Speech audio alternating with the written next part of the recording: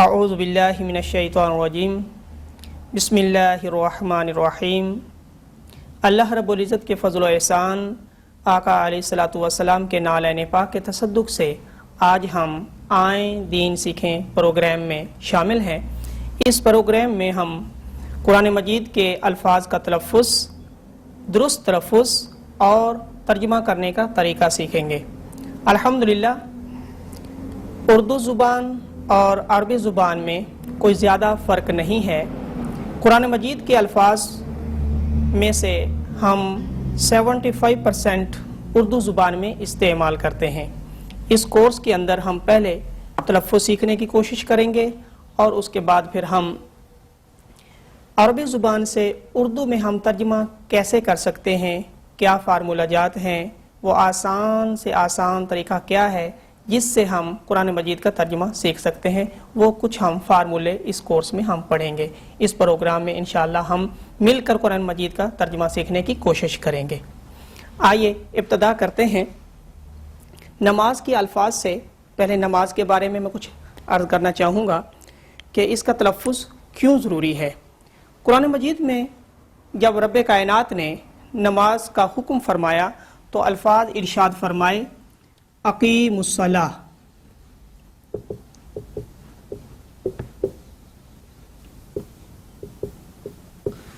اقیم الصلاۃ، تم سب نماز قائم کرو۔ ناظرین، قرآن مجید میں نماز کا حکم آ گیا کہ تم سب نماز قائم کرو، لیکن طریقہ کار قرآن مجید میں نہیں آیا۔ طریقہ کار سیکھنے کے لیے صحابہ کرام نے آقا علیہ الصلوۃ والسلام سے عرض کیا، یا رسول اللہ علیہ وسلم کیف نصلی، یا رسول اللہ علیہ وسلم، یا رسول اللہ صلی اللہ علیہ وسلم، نماز کا حکم تو آ گیا کہ اسے قائم کریں، اسے ادا کریں، اس کا طریقہ کیا ہے؟ کیف نصلی یا رسول اللہ علیہ وسلم، یہ بخاری شریف کی حدیث مبارکہ ہے۔ کیف نصلی رسول اللہ صلی اللہ علیہ وسلم۔ غور طلب ہے کہ حکم آیا تھا اقیم الصلاۃ، تم سب نماز قائم کرو۔ اب جب صحابہ کرام نے سوال کیا ہے تو یہ عرض نہیں کیا کہ کیف نقیم الصلاۃ، کہ ہم نماز قائم کیسے کریں، بلکہ عرض یہ کرتے ہیں کیف نصلی، یا رسول اللہ ہم نماز ادا کیسے کریں، ہم نماز پڑھیں کیسے۔ تو نماز پڑھنے سے ہی ادا ہوتی ہے اور قائم ہوتی ہے۔ پہلے ہم نماز پڑھیں گے تو قائم ہوگی۔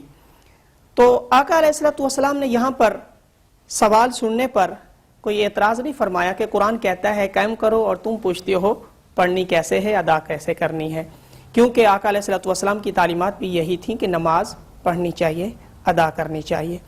تو اس کے جواب میں بخاری شریف کی حدیث مبارکہ ہے، صحیح البخاری میں آقا علیہ الصلوۃ والسلام نے اس کا جواب ارشاد فرمایا، صلو کما رأیتمونی اصلی۔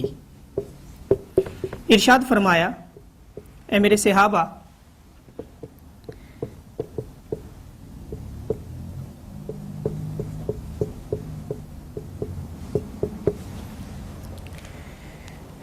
نماز کا حکم آ گیا ہے قرآن مجید میں پڑھنے کا اور قائم کرنے کا، جیسے فصلی لربک وانحر، تم اپنے رب کے لیے نماز پڑھو اور قربانی دو۔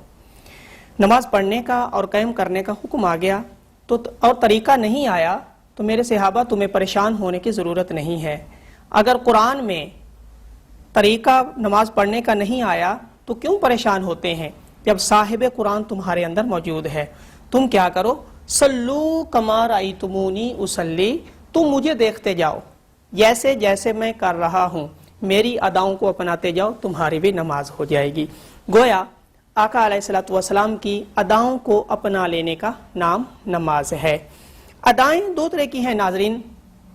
ایک ادا یہ ہے کہ ظاہری طور پر جو نظر آ رہی ہے کہ آقا علیہ الصلوۃ والسلام کھڑے کیسے ہوئے، رخ کس طرف کیا، ہاتھ کیسے اٹھائے، ہاتھ باندھے کیسے، رکوع کیسے فرمایا، سجدہ کیسے فرمایا، یہ ظاہری پریکٹیکل عملی طریقہ ہے، اس میں بھی آقا علیہ الصلوۃ والسلام کی ہم پیروی کریں گے، اداؤں کو اپنائیں گے اور نماز ہوگی۔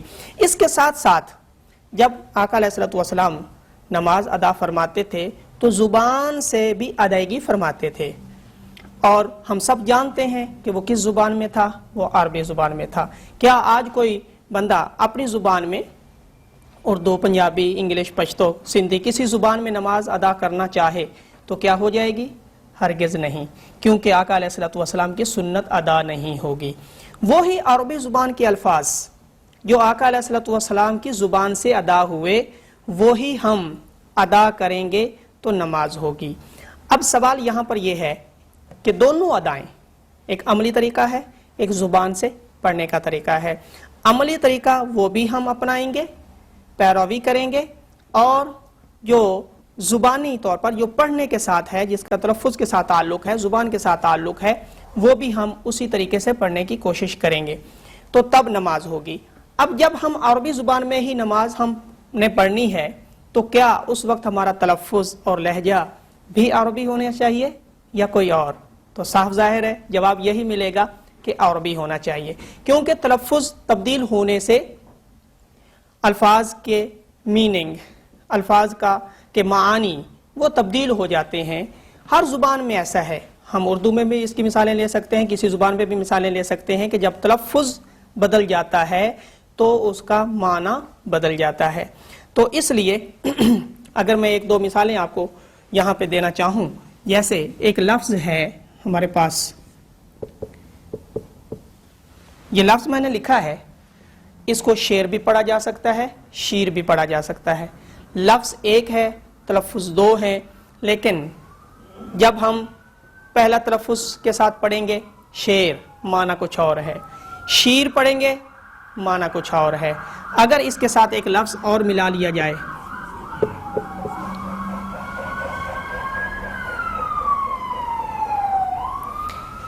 جی لفظ میں نے لکھا شیر، اس کو شیر بھی پڑھا جا سکتا ہے، شیر بھی پڑھا جا سکتا ہے، لیکن جب اگلا لفظ ساتھ ہم نے ملا لیا خوار، اب اس کو ہم شیر خوار نہیں پڑھ سکتے، غلط ہے، پڑھا جا سکتا تھا لیکن اس کا معنی کچھ اور ہے۔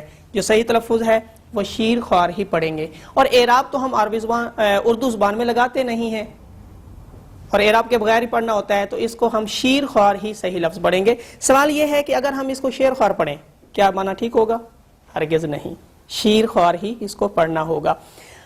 بات کرنے کا مقصد یہ ہے کہ ایک لفظ اگر میں آپ کے سامنے یہ لکھتا ہوں، توجہ کیجئے، یہ میں نے کیا لکھا، یہ میں بھی ہو سکتا ہے، میں بھی ہو سکتا ہے، میں دونوں الفاظ، لفظ ایک ہے، تلفظ دو ہیں، اور معنی تبدیل ہو جائے گا۔